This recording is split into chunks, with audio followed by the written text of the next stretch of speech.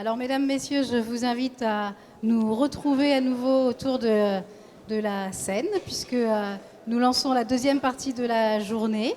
Et on va plus particulièrement travailler sur la thématique de la restauration collective et de toutes les actions qui peuvent être mises en place à l'échelle des établissements de santé en matière de développement durable, avec un petit focus d'une heure environ sur la question des engagements des établissements dans la démarche Mon Resto Responsable.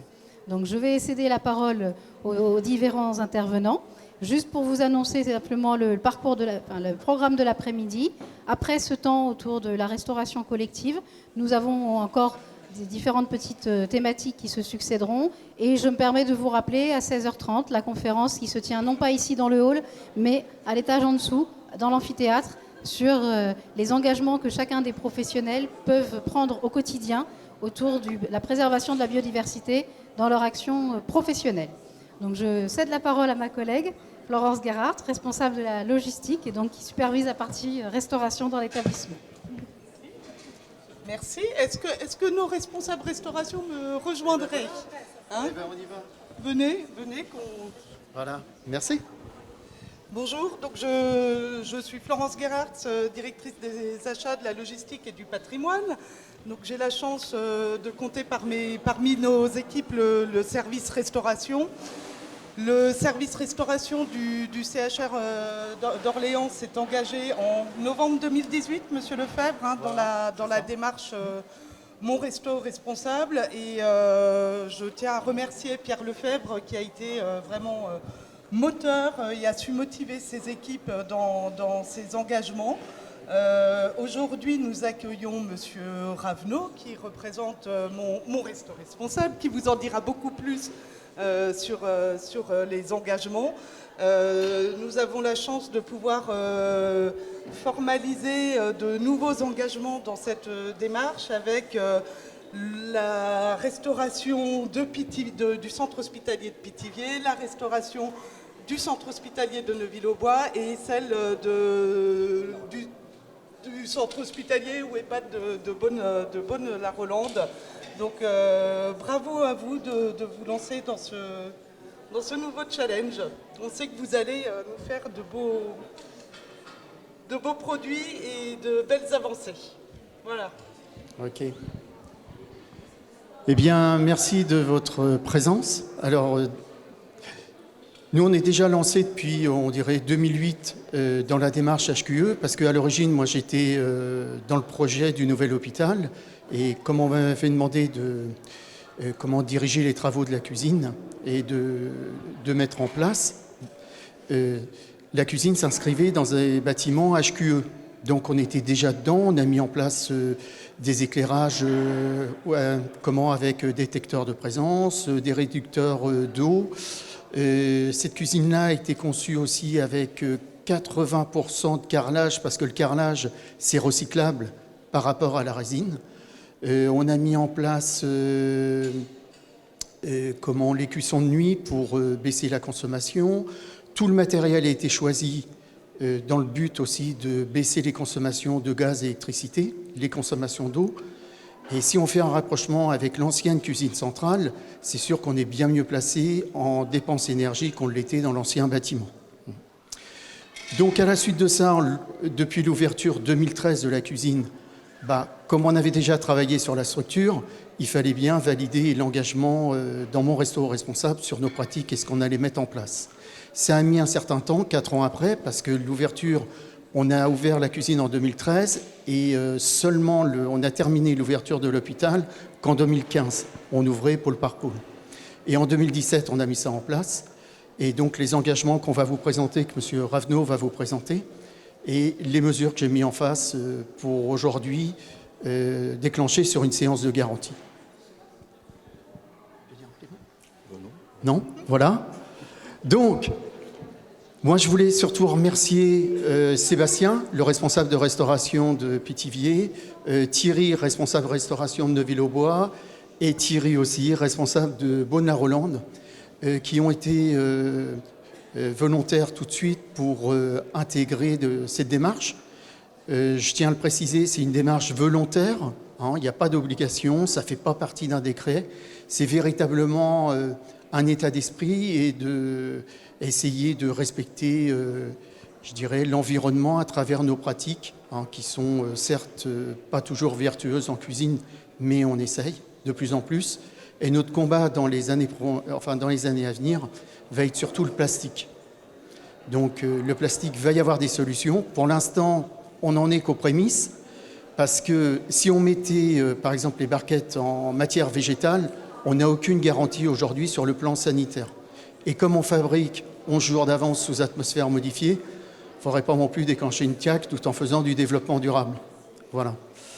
Donc ça va venir, on y pense, ça va évoluer chez nos fournisseurs aussi. Personne n'a la solution aujourd'hui sur le plastique, je tiens à le préciser, parce que si Fleury Michon ou si des boîtes comme Dossi avaient aujourd'hui la solution, eh bien très vite on l'appliquerait. Voilà. Et aussi, dans les années à venir, ça va être de plus en plus de consommation de légumineuses. Hein.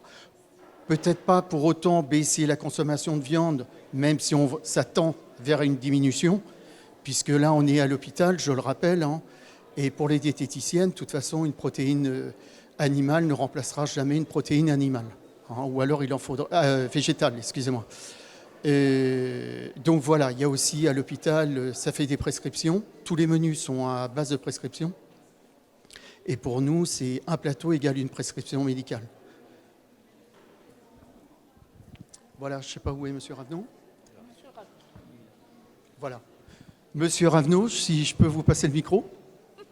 Volontiers. Alors, personne ne venant en premier rang d'habitude, j'essaie de mettre le premier rang au dernier rang. Voilà, super. Donc moi, je coordonne mon resto responsable à la Fondation pour la Nature et l'Homme. Et mon resto responsable, c'est coporté par le réseau professionnel Restoco, donc vous êtes adhérent, et la Fondation pour la Nature et l'Homme. Donc quand je dis que c'est coporté, c'est vraiment une marque qu'on a déposée en commun, qu'on développe en commun. Il y a des personnes chez Restoco qui y travaillent. Il se trouve que c'est moi qui viens aujourd'hui, j'habite Étampes, donc c'est quand même plus simple, même si c'est un peu plus long que je ne pensais pour arriver jusqu'ici. Que dire sur la démarche ? On a un support, on a un PowerPoint, comment on fonctionne ? Ah oui, il est là, d'accord.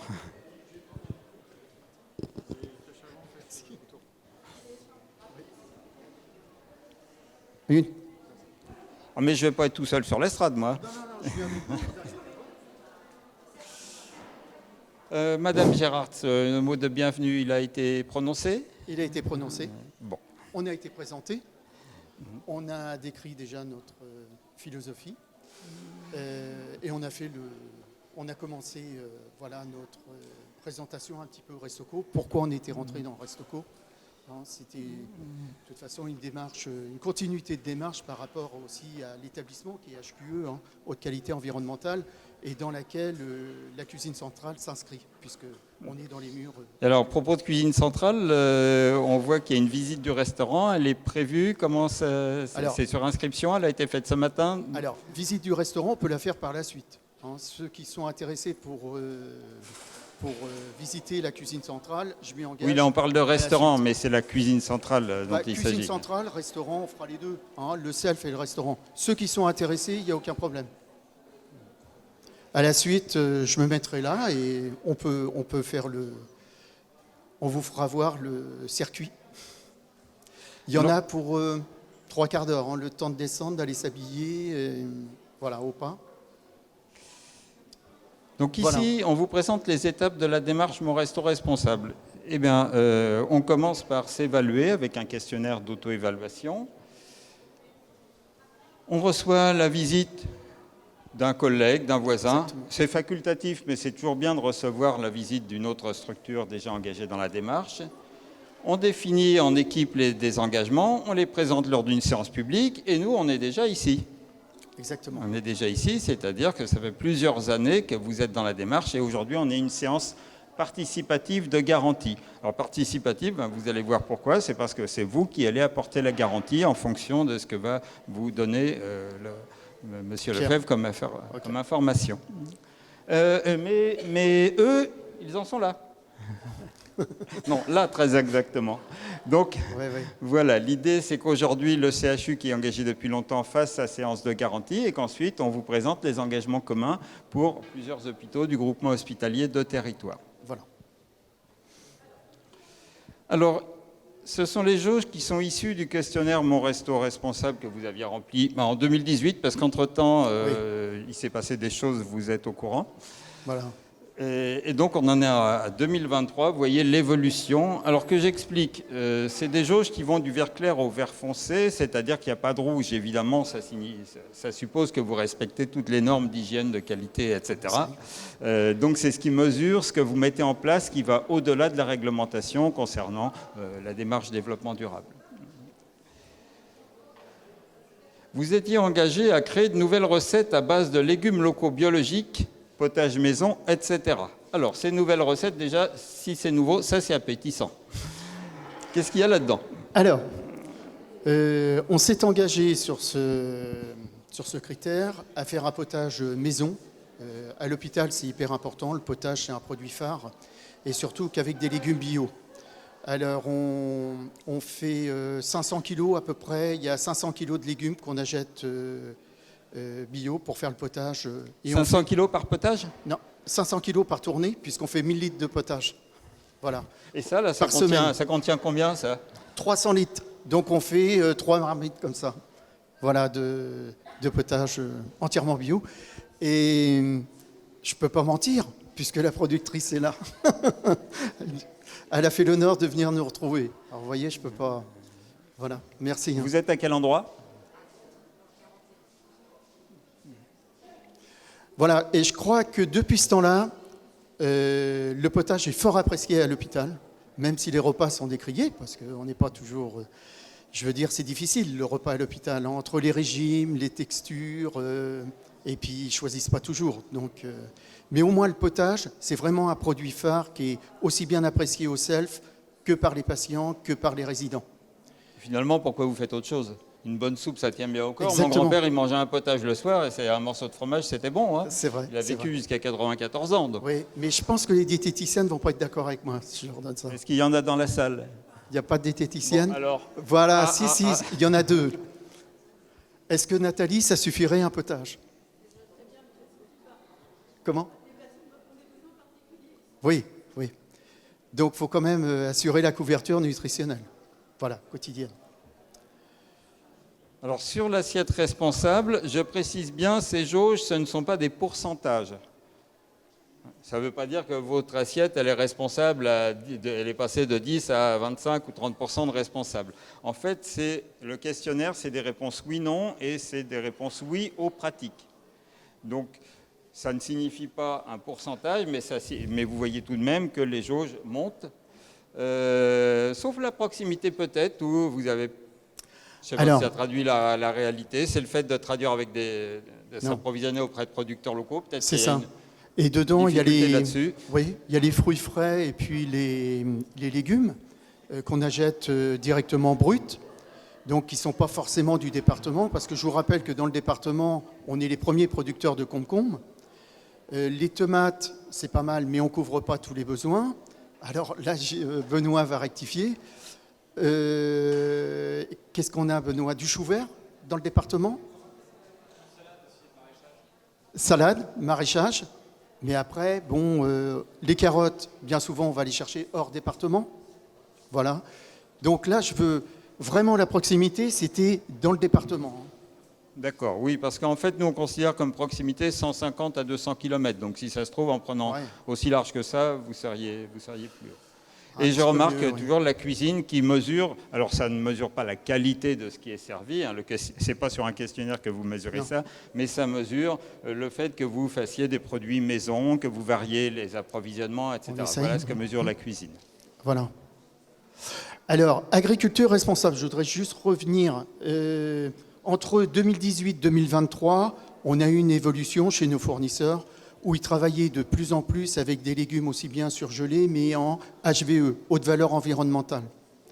Donc ça a bien évolué, puisque Bonduelle, Dossi, tout ça sont passés sur cette catégorie de légumes qu'il n'y avait peut-être pas en 2017-2018, ou tout au moins timidement. Donc aujourd'hui, le pourcentage serait plus. Et le premier engagement que vous aviez pris était de proposer des jus de fruits et de légumes d'origine locale pressés dans une centrifugeuse que voici devant les clients du Self. Alors, c'est fait. Apparemment, c'est fait. Alors, vous avez trouvé des trucs assez insolites comme recette betterave, pomme, citron. Recette betterave, pomme, citron. On ose tout à l'hôpital. Hein. Pomme, orange, citron, c'est pour le personnel, mais aussi pour certains services, hein, quand ils le font.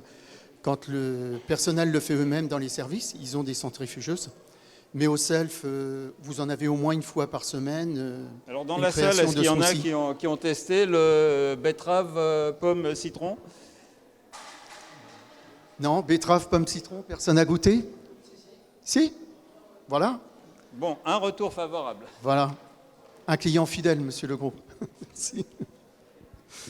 Donc voilà. Et développer aussi l'offre végétarienne. Alors, l'offre végétarienne aujourd'hui, elle est incontournable. De toute façon, on voit bien qu'on augmente d'année en année en offre végétarienne.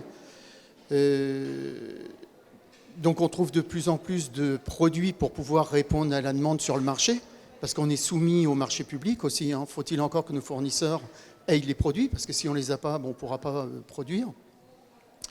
Et dans l'offre végétarienne, d'autant plus qu'on va augmenter notre offre à partir d'aujourd'hui. Et on va proposer un plat différent tous les jours, un plat protéique différent tous les jours en offre végétarienne, au Self. Peut-être, Nathalie, ça viendra peut-être dans les menus un jour, une offre végétarienne. Bon, voilà. Comme on ne s'adresse pas aux bien portants, puisque par définition on a des malades et beaucoup de dénutrition protéino-énergétique, oui. Tant que les protéines animales auront une surcote en termes de biodisponibilité, on ne peut pas vraiment faire une équivalence végétale où ça nous coûterait très cher quand même, en termes d'équilibre. Donc pour des raisons purement métaboliques, pour l'instant, dans le cadre de pathologie, on est obligé de garder de la protéine animale. Oui. Ouais. Après, le bien portant, c'est un autre discours, c'est autre chose. On peut effectivement réduire, il n'y a pas de problème. Mais là, nous, on est dans un contexte plutôt de dénutrition protéino-énergétique et il n'y a que les protéines animales qui sont les plus efficaces pour le moment. Voilà. À voir. Donc, comme vous l'avez dans 2 ans. Comme vous l'avez compris, hein, les diététiciennes sont les garants de la couverture, je dirais, de la couverture nutritionnelle au jour le jour. Est-ce que vous avez des questions sur, puisque vous allez devoir voter le fait que le restaurant a respecté les engagements, donc les engagements, c'est ce qui était écrit. Est-ce que vous avez des questions sur cette partie-là avant qu'on ne poursuive? Peut-être à la fin. Pas pour l'instant. Alors, sur la carte plat fixe, vous étiez engagé à développer le mode de conditionnement sous atmosphère modifié pour prolonger la date limite de consommation. Là, ça devient un peu technique. Expliquez-nous la chose. Alors, parce que modifier l'atmosphère, on est en train de le faire au niveau du CO. Donc c'est très bien. On n'avait pas besoin que vous engagiez à la modifier un peu plus. C'est vrai. Tout à fait. C'est tout simplement un process industriel. On enlève l'oxygène de la barquette pour réinjecter un gaz alimentaire, ce qui nous permet de conserver les aliments pendant 10 jours. Naturellement, on n'a pas pu faire ça sans la validation de la DDPP. Hein. Et aujourd'hui, ça se passe très bien, puisqu'on a un recul de 5 ans à peu près. Ça nous a permis de limiter les pertes, parce qu'avant, on avait pas mal de pertes quand on produisait sur 3 jours.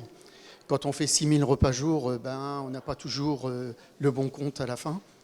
Et en gardant les barquettes pendant 10 jours et garantissant toute garantie sanitaire, ça nous a permis de diminuer aussi les tonnes de biodéchets.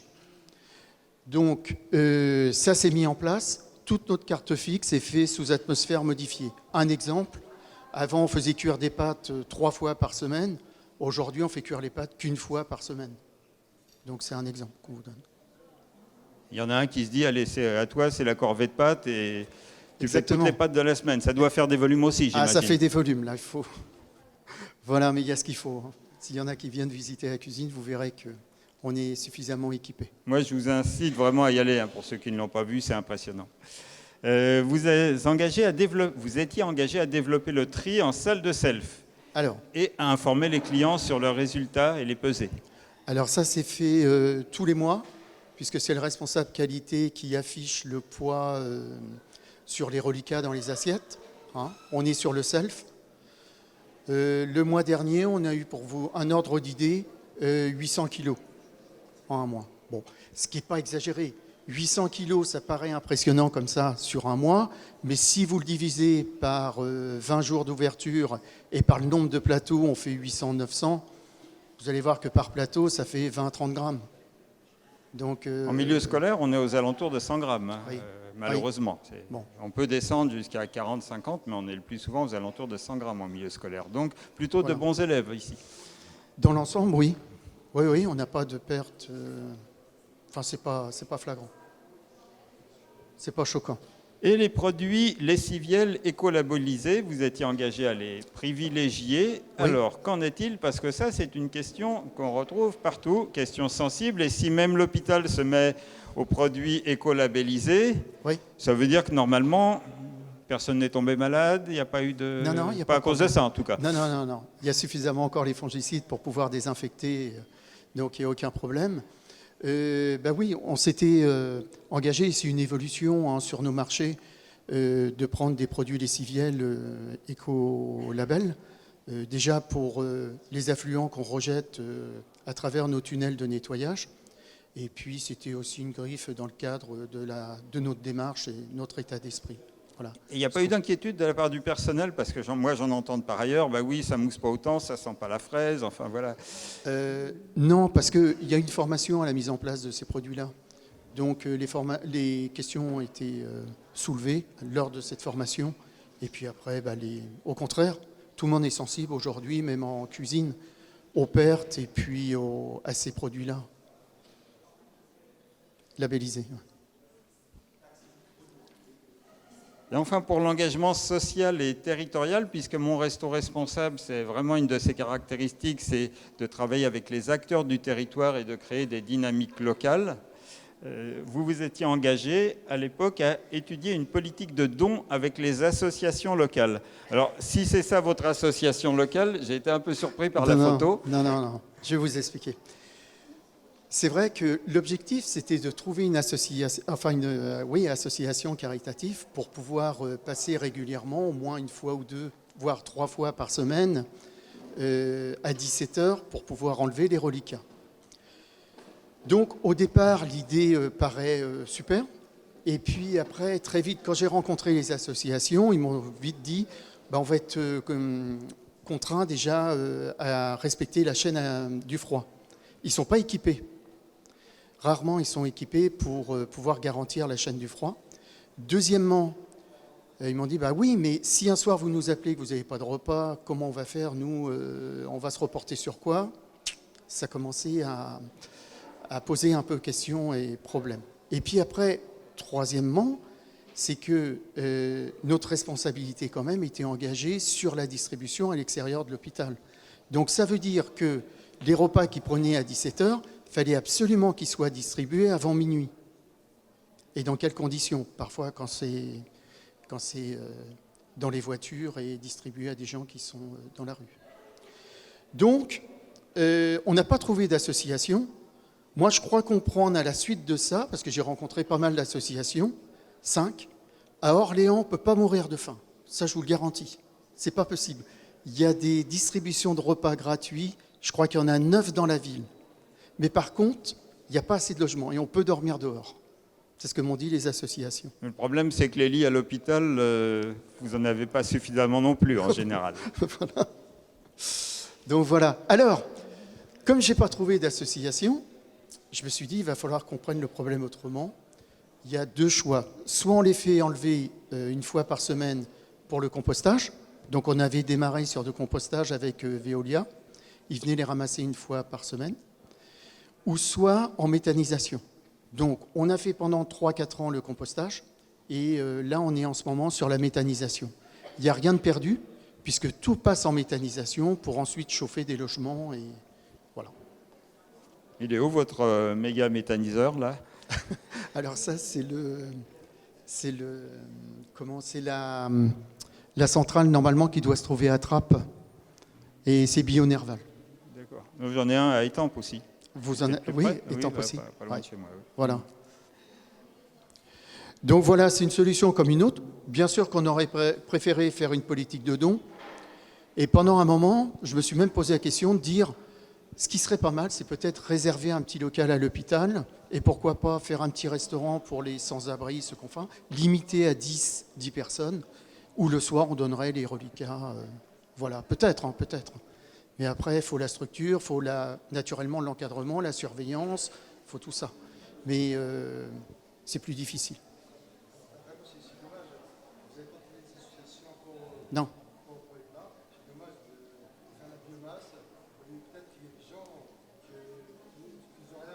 Ah ouais. Oui, oui. Oui. Oui. C'est dommage, nous on jette des plats ici, après les autres, vous aurez à manger. Oui, oui. Se référer ici à la source, environ, peut-être. Mais j'ai contacté à la source des associations. Mais eux, ils veulent pouvoir avoir une certaine quantité le soir d'assurés. Si je leur dis à 17h, venez pas, il me reste, je ne sais pas, ou j'en ai pas eu assez. Et ils vont me dire, mais sur quoi on va se rabattre? C'est ça, ils voulaient quand même une certaine sécurité. Mais je comprends votre...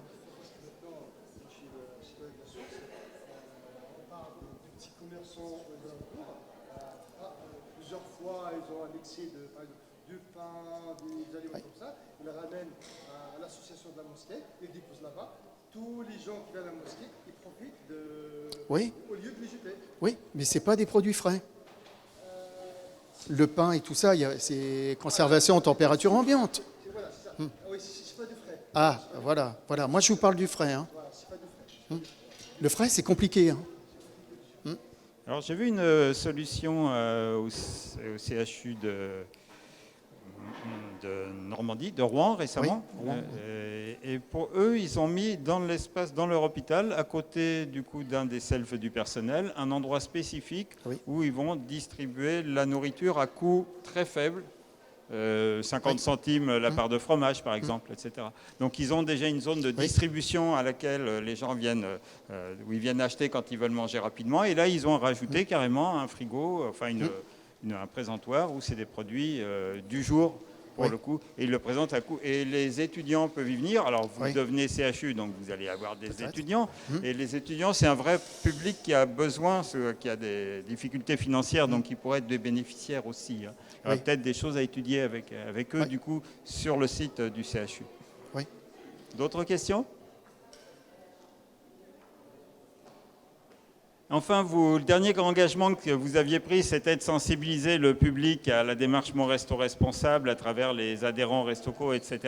Et du coup, vous n'êtes pas allé chercher très loin, puisque vous êtes allé chercher directement... Exactement. Mais entre-temps, j'ai fait des visites. Des visites pour des établissements qui s'engageaient, puis expliquer la démarche. Et dans le cadre du GHT, ça me paraissait bien aussi que d'autres établissements puissent s'engager avec nous et... Voilà, dans la même dynamique. Donc voilà, je les remercie. Est-ce qu'il y a des questions avant qu'on passe au vote de la garantie? Est-ce que vous avez prévu des bulletins de vote ou... Ah, j'ai pas prévu. Non.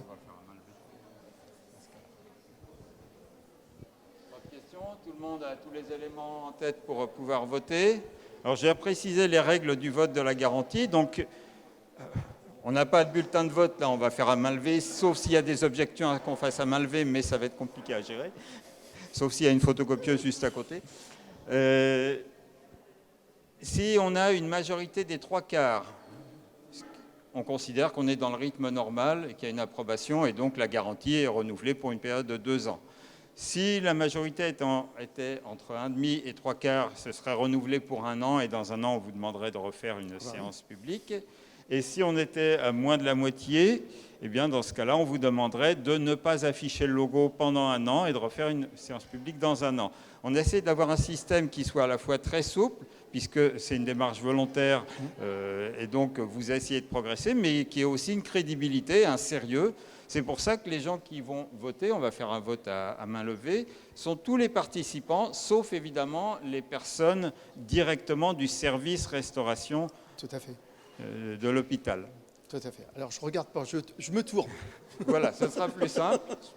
Alors, quelles sont les personnes qui souhaitent garantir que le restaurant a globalement respecté ses engagements? Bon, à vue d'œil, on est au-dessus des 75%. Donc, vous pouvez vous retourner. Voilà, je vous remercie.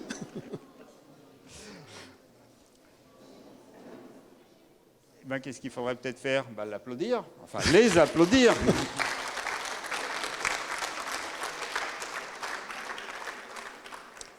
On enchaîne? Eh bien, merci. On va donc enchaîner avec les séances d'engagement pour 3 établissements et le GHT, dont je fais partie. Donc, on a remis des engagements, des nouveaux engagements pour 2 ans. Alors moi, je descends de l'estrade, mais par contre, il va falloir que vos collègues y montent. Oui, ils vont monter. Ils savent. Donc voilà, merci en tout cas de votre confiance. Et puis, on va essayer encore de s'améliorer. Vous fixez sur... Alors, donc, les nouveaux engagements, vous les présentez? Ou je les présente? Allez-y. Alors, les nouveaux engagements, je vais vous expliquer comment c'est présenté déjà. En fait, il y a des engagements qui sont communs aux 4 structures et des engagements qui sont différenciés. On a trouvé ça assez intelligent de fonctionner comme ça. Ça a bien marché. On a fait quoi? 2 réunions de préparation. 2 visio. 2 visio. Très bien. Et puis voilà. Et donc, dans 2 ans, il y aura une seule séance pour aujourd'hui et c'est tout le monde qui sera garanti en même temps. Ça suppose une certaine solidarité, évidemment, dans la garantie. Donc, vous avez intérêt à vous soutenir mutuellement pour respecter vos engagements. Voilà. Donc, on va commencer peut-être par le groupement hospitalier. Donc, tous les hôpitaux ici présents s'engagent à proposer des alternatives végétales plus diversifiées et plus attractives en plat chaud pour le restaurant et les patients et les résidents. Donc là, on commence à attaquer sur, effectivement, le public résident. Moi, je vais vous demander de commenter directement. Parmi vous, vous avez beaucoup de résidents personnes âgées. Qui est-ce qui peut expliquer la difficulté que vous pourriez avoir pour cet engagement ou comment vous le sentez? Sur les protéines, les alternatives végétales. Bonjour à tous. Dans mon établissement, ce n'est que des personnes âgées, donc essentiellement gériatriques. Et comment? Plus près le micro. Pardon. Et du coup, ce qui va être compliqué, c'est de faire comprendre à des gens, à des personnes anciennes qui ont un âge, une moyenne d'âge de 80-90 ans, de moins manger de viande et plus manger des produits végétaux qui sont riches en protéines. C'est la difficulté, elle va être là de leur faire comprendre que c'est pas la même chose, mais eux, ils sont habitués à un bon steak, quoi, pour résumer. Ils n'y ont peut-être pas toujours été habitués. Non. Des parents de 90 ans qui ont connu... Oui, mais... Mais aujourd'hui, en institution, il leur faut leur viande. Voilà. Ça va être compliqué de leur faire comprendre qu'il faut manger moins de viande et plus de produits à base d'origine végétale. Même pour les femmes? Je ne sais pas. Là, le joker. Moi, je vois que mon père est resté à sa viande et ma mère, la viande, elle en veut plus. Donc, je pense qu'il y a une manière d'aborder les choses. Mettre en place dans chaque établissement des formations à l'accompagnement du repas. Alors, qu'est-ce que c'est l'accompagnement du repas? J'imagine c'est accompagner les personnes âgées particulièrement ou c'est pour tout le monde? Alors, c'est pour tout le monde, aussi bien les patients que les résidents. C'est une formation qui va se passer au mois de janvier dans notre structure. C'est une personne qui vient sensibiliser les aides-soignants à la distribution des repas, la façon dont il faut le présenter, l'expliquer, souhaitant bon appétit, et de mettre le patient ou le résident dans des conditions à accepter le repas, même s'il ne l'a pas choisi. Alors que beaucoup de patients, c'est vrai qu'il n'y a aucune formation pour ça. On arrive, on pose le plateau, on ne le présente pas et on s'en va. Pas toujours. Donc, on a souhaité, parce qu'on ne peut pas être responsable de tout, l'hôpital, même si on fabrique et on fait des efforts sur la qualité des produits, si elle est mal apportée ou emmenée auprès du patient, du résident, si elle est mal expliquée, eh bien, une personne seule dans sa chambre, déjà, elle n'a pas demandé d'être à l'hôpital. Hein. Et puis, elle n'a pas forcément choisi son menu, ni son régime, ni sa structure, si elle est hachée, moulinée ou liquide. Donc, tout ça demande un peu de temps, de la convivialité, de la pédagogie du côté aide-soignant au moment d'amener le plateau, parce que sinon, le plateau, il n'est pas consommé. Et ça fait baisser vos statistiques pour le gaspillage en plus. Exactement, exactement. Et pour vous, pour le CHU, Alors, vous êtes engagé à développer l'affichage digital en QR code. oui. Là, on sent que peut-être vos personnes âgées ne sont pas tout à fait prêtes à cela. Ça va être compliqué. Non. L'engagement sur le QR code, il va être fait dans un premier temps uniquement sur le self. On a des produits de qualité où des gens nous envoient leurs plaquettes, telles que par exemple le filet de truite qu'on achète en Normandie.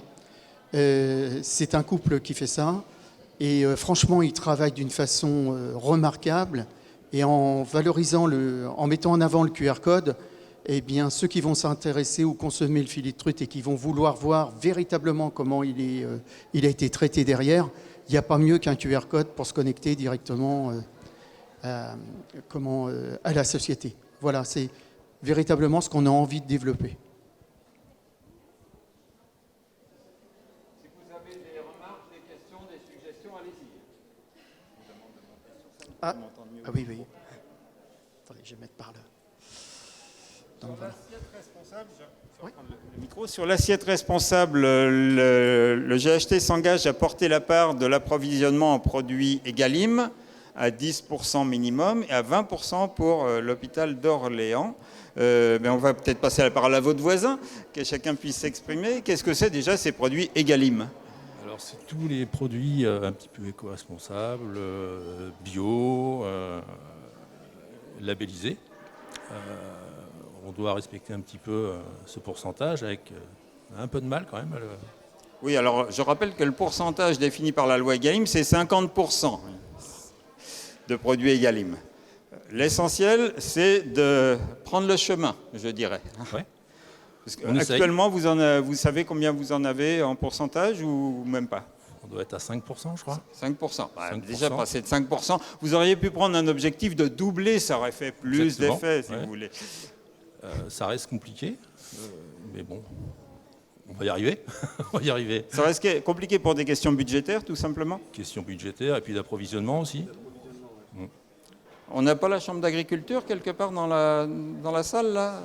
Voilà, donc c'est si compliqué que ça, l'approvisionnement en Egalim ?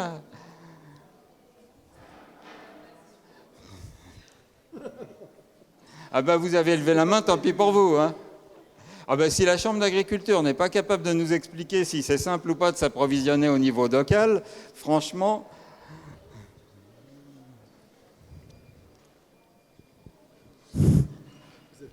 Non, oui, pas du tout.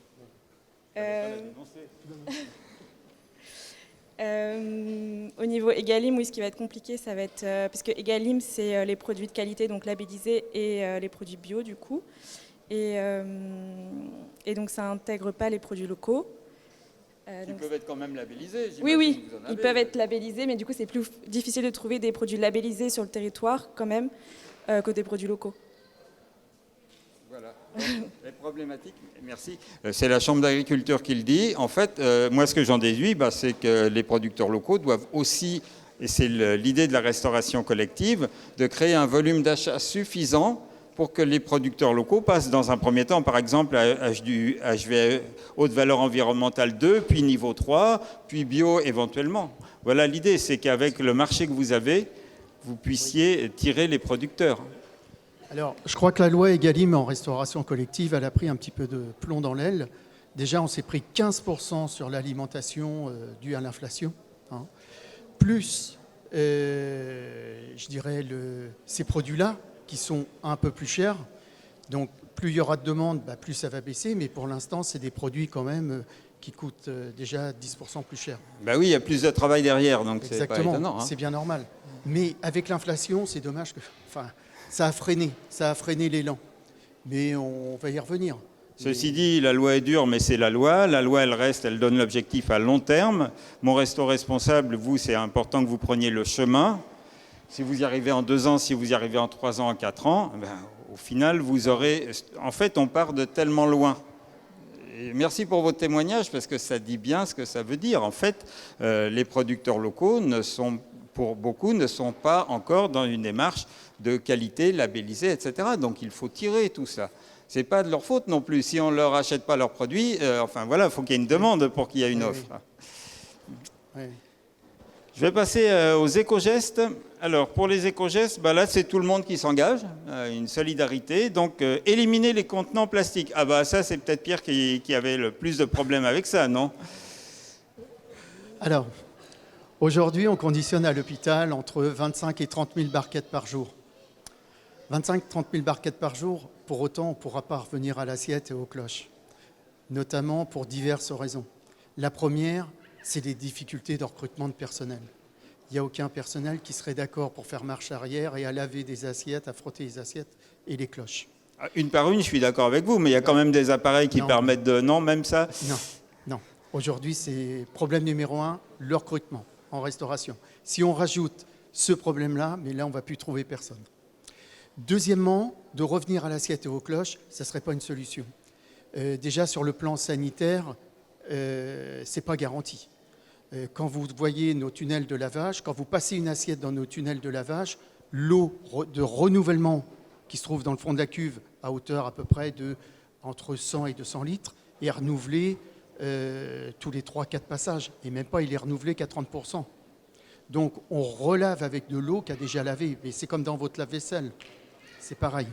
Donc, point de vue à l'hôpital, je parle vraiment de l'hôpital, d'un point de vue, pas du self, mais d'un point de vue hygiène, on n'a pas trouvé mieux que les barquettes. Bon, alors après, ça a d'autres inconvénients. Mais on a bien amélioré nos analyses microbiologiques. Puisqu'aujourd'hui, on est à 98% de résultats satisfaisants sur nos analyses, qu'on n'avait pas quand on était en assiette et cloche. Troisièmement, pour revenir aux assiettes et cloches, il va falloir recréer des postes. Quatrièmement, il va falloir consommer beaucoup plus de produits lessiviels qu'on va rejeter dans nos affluents. Et beaucoup de cuisiniers. Enfin, moi j'ai des exemples à vous donner où ils sont revenus, ils ont abandonné la barquette pour passer à l'assiette et à la cloche, mais ils sont très vite revenus à la barquette parce que ça posait aussi d'autres problèmes. Donc, aujourd'hui, la solution, personne là. Moi, je fais confiance, je dis aux fabricants de barquettes, de toute façon, ils vont être obligés de plastique, ils vont être obligés d'évoluer vers une autre matière qui soit végétale. On sent qu'aujourd'hui, on trouve encore des solutions. Ce qu'on n'arrive pas à résoudre, c'est ce fameux film qui est dans le fond de la barquette et qui garantit l'étanchéité de la barquette, pour pas qu'elle soit au contact et un mélange avec l'air, d'où les sources de développement microbien. Mais on en est, ça va venir, mais c'est autant pour les médicaments, c'est autant pour les produits cosmétiques, c'est autant pour le bloc opératoire, tout ce qui est usage unique et tout le reste, et voilà, mais ça va se faire. Et je ne crois pas que la révolution se fasse en revenant en arrière. Alors pour les petites unités, c'est superbe, mais pour les unités telles que nous, où on distribue 4000 repas jour, on en fabrique 6000 et on en distribue 4000, on ne peut pas redemander aux gens de travailler comme il y a 10 ans, où ils se sont cassés les épaules, ils se sont cassés les reins à frotter tout ça. Et vos collègues, vous en avez des barquettes plastiques, vous en avez du plastique à supprimer, comment vous allez faire, vous? Chez nous, non, c'est tout en plat gastro inox. Et les résidents, ils sont en salle à manger, ils ont leurs assiettes, verres, enfin, c'est complètement différent. Monsieur, vous avez encore du plastique? Alors oui, nous à Neuville, on a une partie en gastro-inox et une partie en gastro-plastique. Et du coup, si vous engagez solidairement à l'éliminer, vous... Eh bien, on fera comme nos gros établissements, on tapera sur les contenants que nos industriels y fabriqueront, mais pour le moment, on prend le plastique que les GHT nous vendent, qui nous proposent, et puis le reste en inox. Nous, ce qu'on fera à Pithiviers, c'est qu'on commencera par le self déjà, éliminer toutes les barquettes du self, racheter des contenants. Oui, parce que dans le self, on peut s'en passer du plastique. On peut s'en passer, exactement. Et puis après, on fera comme nos collègues. D'accord. Il y avait une question. Oui. Oui.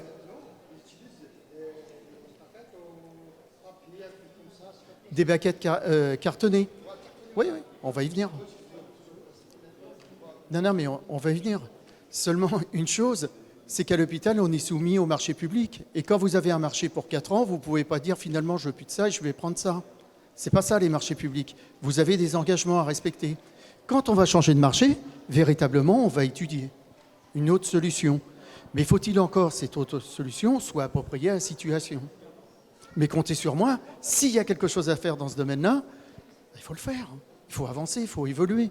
Et ça sera tout à notre honneur, surtout dans un hôpital HQE. Voilà. Donc ensuite, vous engagez à mettre en place des solutions, on parle ensuite des déchets, des solutions de tri des biodéchets et des composteurs ou d'autres solutions. Oui, alors ça c'est fait pour le CHRO, CHU, après pour Pithiviers, Neuville, ça va être fait. Ça va être fait sur Pithiviers, donc c'est une réflexion qu'on va avoir très prochainement.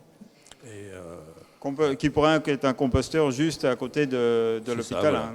Il suffit qu'on le mette en place. Il y a aussi du lombricompostage, j'ai vu ça à un hôpital de Rouen, je crois que c'est l'hôpital d'Yvetot qui souhaite mettre en place un lombricomposteur. Et puis réduire les impressions papier au service restauration. Alors pourquoi est-ce qu'on a besoin d'impressions papier au service restauration? Ça, je veux bien que vous m'expliquiez. Bien, ça c'est tout à fait avec nos logiciels de commande.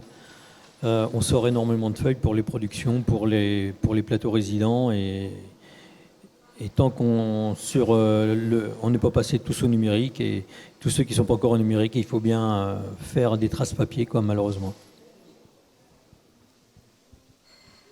Alors non, on a toujours besoin de documents papier, ne serait-ce qu'en production. En bas, dans quelques temps, j'espère, je parle sous la tutelle de Mme Gerhardt, mais on s'en va vers du zéro papier en production. Et ceux qui viendront visiter la cuisine le verront. On va installer des écrans comme vous avez là, des grands écrans de télévision, et les plans de production passeront directement à travers le visuel, et les cuisiniers n'auront plus de papier du tout. Aujourd'hui, on a bien diminué. On fait 2000 plateaux jour, donc chaque plateau comporte une carte repas.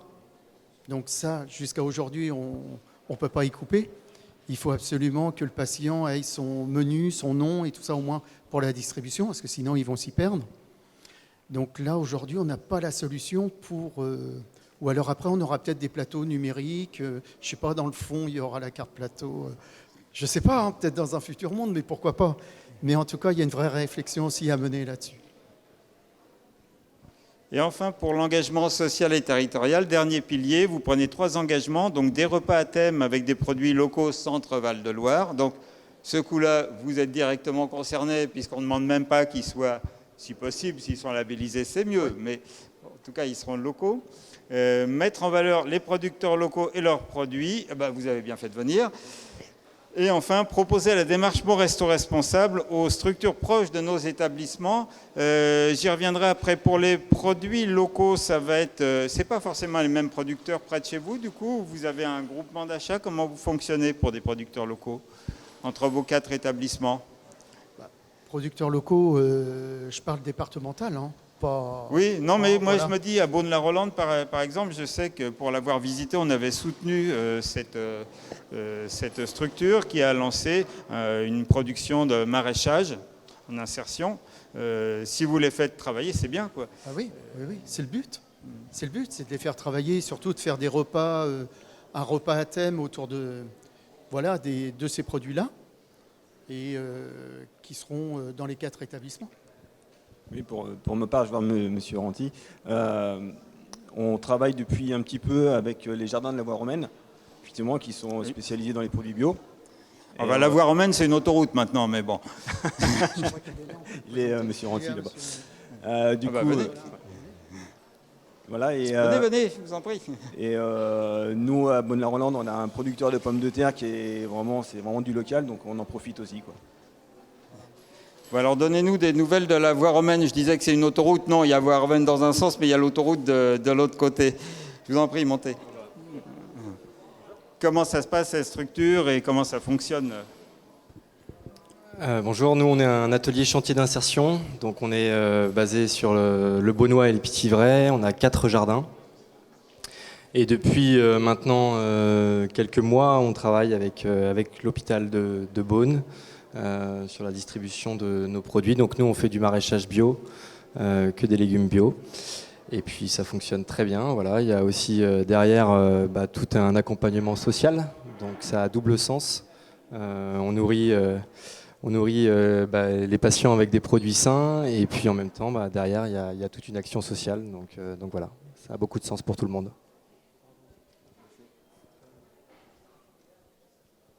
Merci.